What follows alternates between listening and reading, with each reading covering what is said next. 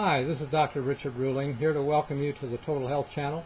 Thank you for being with us from time to time, and I'm making a new resolution to try to do it day by day, because yesterday we talked about the greatest people in the Bible, starting with Abraham, father of the faithful. Then there was Jacob, whose name was changed to Israel for his overcoming.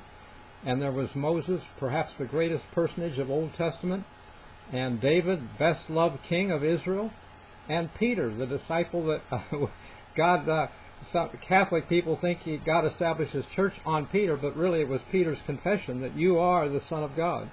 But Peter, all of these have something in common. What was it? Shepherds. Peter, Christ says, do you love me? Feed my sheep. He became a shepherd in the sense of, and that's why we call pastors, sheep were taken to the pasture. And ministers today are called pastors, okay? It goes to the pasture for sheep, I think. So look at the similarities. And I'm going to endeavor to do a daily video if I'm not out of town or something. The point is that give us this day our daily bread. If you had sheep, you wouldn't let them skip days. Probably you had to lead them to the pasture. My favorite author, Ellen White, said that Moses got his best training with the 40 years herding sheep. I think 1 year would have been plenty for me, but obviously, and we don't have 40 years at this point. We're supposed to learn from Scripture the lessons that they didn't have. They didn't have the Scriptures. Nothing had been written when Moses began to write. Okay, but he had learned a lot from God. And so let's see what we can learn from the Sabbath School lesson. And today's lesson, by the way, I just want to reflect on last week's lesson. First of all, Sabbath, a day of freedom. I think we miss it. We miss it totally in the sense if we just think of every seventh day, so the Sabbath is a day of freedom. Yes, that's true. But the huge day of freedom was when Sabbath coincided with Passover. Biggest event in Old Testament was the Exodus, okay? The establishment, the beginning of God's kingdom and nation. And then in the New Testament, again, a deliverance, a freedom spiritually when Christ died and in connection with Passover and was in the grave. He ceased his work just at the beginning of creation. He again ceased it as he laid to rest in the tomb on the Sabbath, a Passover day, a high day in John 19, verse 31. It was called a high day because Passover and the seventh-day Sabbath coincided. And we need to see that these are appointed times for us as well. And we're coming to a time when that will, again, history will repeat. God declares the end from the beginning. That's Isaiah 46:10.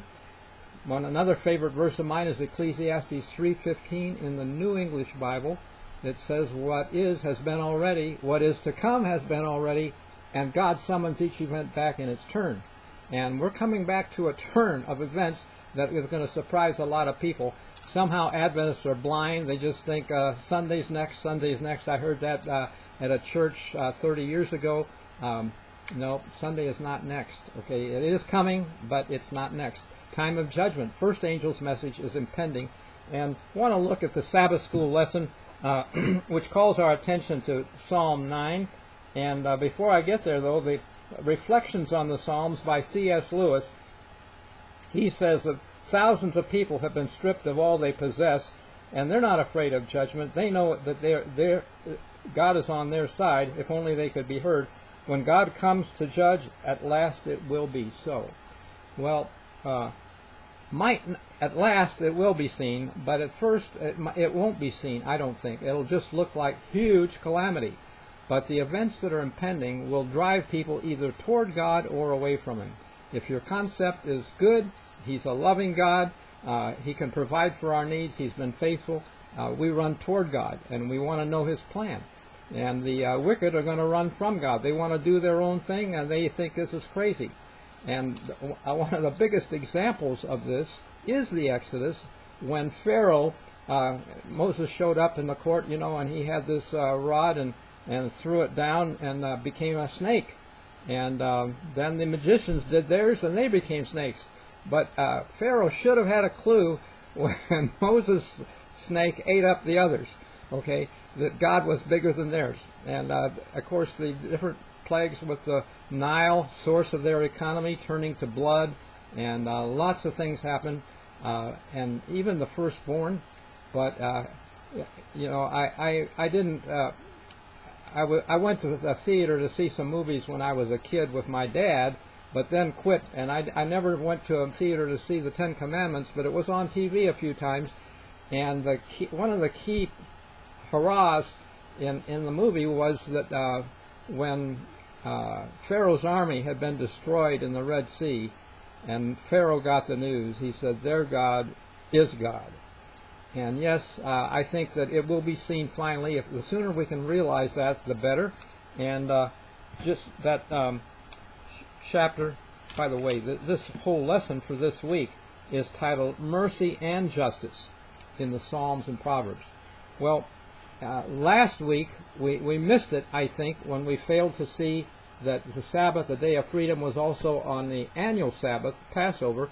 And again, Passover this week is a time of justice and mercy.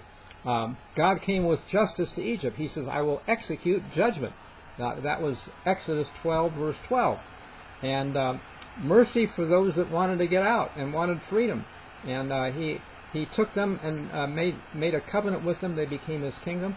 He treated them so great, fed them all the way, etc. A pillar of cloud by day to shield them from the heat, a pillar of fire by night to warm them in the desert. And just God was tremendous. That's a word that is not even near enough. But let's look at today's lesson, which mentions Psalm 9. And again, we find these words. It calls our attention to the 7th to the 9th verse. The Lord shall endure forever. He prepared his throne for judgment. That's what's going to be coming to this world next. Judgment, okay? And he will judge the world in righteousness and shall minister judgment to the people in uprightness. The Lord also will be a refuge for the oppressed. Well, he was that coming out of Egypt. As I mentioned, the pillar of cloud and pillar of fire, he fed them. Times of trouble it mentions. And they that know thy name shall put their trust in thee. Well, we got to know the name, okay? And it's not Jehovah. There was no J in Hebrew. And the idea is that Josephus said God's name is 4 vowels.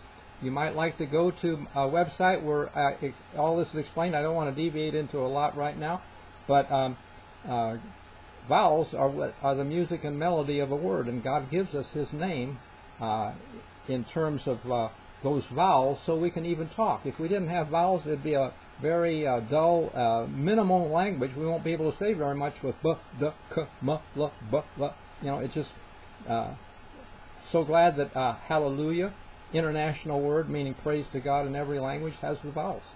So let's look at, and by the way, my website, if you want to read more, is God's Name First Seal.wordpress.com. The first is spelled with a 1 ST, and God's Name with no apostrophe, just GODS, name First Seal.wordpress.com. For more information if you didn't get it in one of these previous videos. And, okay, I want to also mention verse 16 says, God is known by the judgment that he executes. And those are the 2 words that Exodus 12:12 said, I will execute judgment.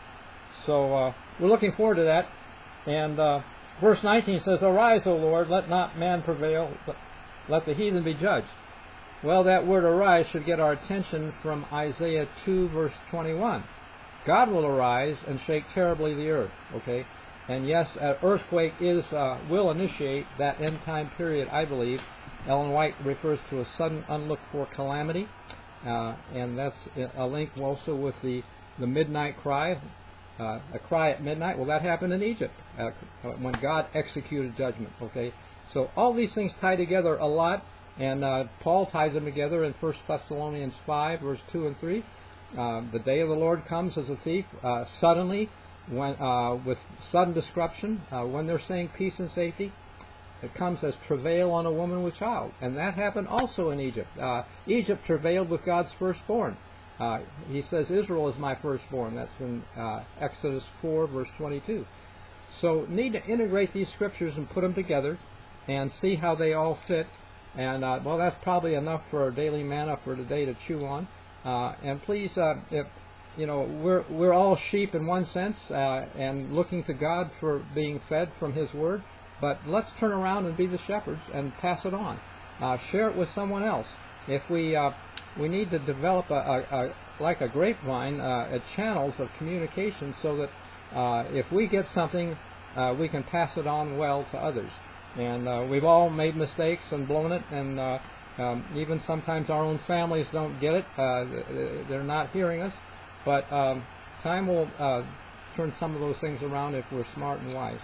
So let me ask you or encourage you to go to Amazon.com, type in my name, which is Richard Ruhling, Ruhling, and my latest book, Not Left Behind, has a lot of information, I would say, and it's going to have, I think, real wow factors on how God is going to do this. Wow for how and when. And thank you for, the reason I'm urging you today is because it's $1. You know, this is not about making money. It's about trying to share information with you and encouraging people to get it so that they can write a review, write a few paragraphs or one paragraph, a few sentences to encourage others, because I think it's got more information than anything else most people would find. The Bible, of course, has the information, but people aren't looking, not seeing it, not rightly dividing it. So thank you for your help, and see you again tomorrow with more lessons on the Sabbath School, some wow and how. Thank you.